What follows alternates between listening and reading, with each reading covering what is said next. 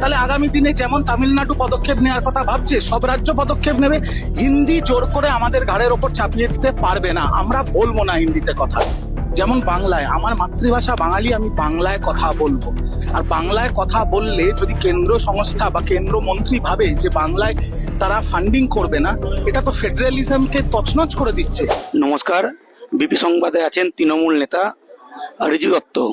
2-3 দিন ধরে একটা গোটা ভারতব্যাপী একটা নিউজ ভাইরাল হচ্ছে এবং বিতর্ক হচ্ছে যে ধর্মেন্দ্র প্রধান কেন্দ্রীয় শিক্ষামন্ত্রী বলেছে তামিলনাড়ু যদি 3 ল্যাঙ্গুয়েজ ফর্মুলা মানে হিন্দি না শেখায় তাহলে সেন্ট্রাল যে ফান্ডস হয় সর্বশিক্ষা অভিযানের সেগুলো বন্ধ করে দেবে। অন্যদিকে তামিলনাড়ুর মুখ্যমন্ত্রী তোপ দেখেছেন যে আমরা সেন্টারকে ট্যাক্স দেওয়া বন্ধ করতে বেশি সময় লাগবে না, তো হিন্দি না শেখালে টাকা দেবো না। আর অন্যদিকে যারা ভারতের অর্থনীতি অনেক বেশি কন্ট্রিবিউট করে 1 নম্বর রাজ্য তামিলনাড়ু, তারা বলছে আমরা সেন্টারকে ফান্ড দেবো না, ট্যাক্স দেবো না। এই বিষয়ে কি বলবেন? আমার মনে হয় যে কেন্দ্র সরকার ভেবে নিয়েছে পুরো ভারতবর্ষটা তাদের পৈতৃক সম্পত্তি, সেটা নয়। কিন্তু যখন রাজ্য ভাগ হয়েছিল, প্রতিটা রাজ্য ভাগ হয়েছিল ভাষার অনুযায়ী। যেমন বাংলায়, আমার মাতৃভাষা বাঙালি, আমি বাংলায় কথা বলবো। আর বাংলায় কথা বললে যদি কেন্দ্র সংস্থা বা কেন্দ্র মন্ত্রী ভাবে যে বাংলায় তারা ফান্ডিং করবে না, এটা তো ফেডারেলিজমকে তছনছ করে দিচ্ছে। যে যুক্তরাষ্ট্র পরিকাঠামো, তার উপর সন্ত্রাস চালাচ্ছে বিজেপি, কেন্দ্র সরকার। হিন্দি, একটা জিনিস মনে রাখবেন, হিন্দি কিন্তু ভারতবর্ষের অফিসিয়াল ল্যাঙ্গুয়েজ নয়। ভারতবর্ষের কোনো ন্যাশনাল ল্যাঙ্গুয়েজ নেই, অফিসিয়াল ল্যাঙ্গুয়েজ ইংলিশ। এবং প্রতিটা রাজ্যের তাদের মাতৃভাষা আছে, যেমন আমাদের বাংলার বাঙালি, তামিলনাড়ুর তামিল ভাষা, কর্ণাটকের কন্নড় ভাষা।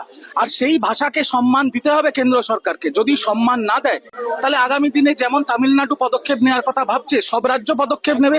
হিন্দি জোর করে আমাদের ঘাড়ের ওপর চাপিয়ে দিতে পারবে না, আমরা বলবো না হিন্দিতে কথা। আজকে বাংলায় দাঁড়িয়ে আমি ইংলিশে কথা বলবো, অফিসিয়াল ল্যাঙ্গুয়েজ হিসাবে আমি বাংলায় কথা বলবো, সেটা আমার মায়ের ভাষা, আমার মাতৃভাষা।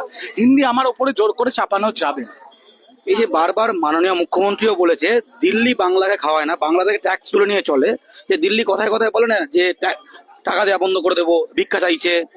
বাংলা থেকে বা দক্ষিণ ভারতের রাজ্যগুলো থেকে, মহারাষ্ট্র থেকে ট্যাক্স তুলে তারা বেশিরভাগ গোবলয়ে ইনভেস্ট করে এবং সেখানে কেন্দ্রীয় প্রকল্পে প্রচুর টাকা ঢালে। এই যে বাংলার ক্ষেত্রেও কেন্দ্রীয় বঞ্চনার সময় বারবার বলে যে দিল্লির টাকা বলে কিছু হয় নাকি? সেটাই তো বলছি, দিল্লির টাকা বলে আবার কি? প্রতিটা রাজ্য ট্যাক্স দিচ্ছে, তার সিংহভাগ দিল্লি কেটে নিয়ে চলে যাচ্ছে মানুষকে পরিষেবা দেওয়ার জন্য। সেই টাকায় প্রতিটা রাজ্যের অংশ আছে। আজকের দিনে দাঁড়িয়ে বাংলা 1,81,000 কোটি টাকা পায় দিল্লির কাছ থেকে। বাংলাকে বঞ্চনা করা হচ্ছে, 100 দিনের কাজের টাকা দিচ্ছে না, আবাসের টাকা দিচ্ছে না। বাংলার মুখ্যমন্ত্রী বাংলার টাকা দিয়ে আবাসের বাড়ি তৈরি করে দিচ্ছে, যেটা বাংলার বাড়ি প্রকল্প, এবং 100 দিনের মানুষকে টাকা দিচ্ছে। সেই জায়গায় দাঁড়িয়ে এই কেন্দ্রের এই যে বঞ্চনা, এই যে কেন্দ্রের নোংরামি, ভোটে জিততে পারবো না বলে বাংলাকে পেটে মারতে হবে, এর প্রতি তৃণমূল কংগ্রেস এবং বাংলার আন্দোলন চলবে। আগামী দিন, কিছুদিন বাদে বাংলায় ভোট আছে, সেই ভোট হবে বাংলা, বাঙালি এবং বাংলার উন্নয়নকে সামনে রেখে। যারা ধর্ম নিয়ে নোংরামি করছে, ভোটে জিততে পারবে না বলে বাংলাকে ভাতে মারার চেষ্টা করছে, তাদের বাঙালি জবাব দেবে আগামী দিনে, তারাও শূন্যে পরিণত হবে। বাংলা বিরোধী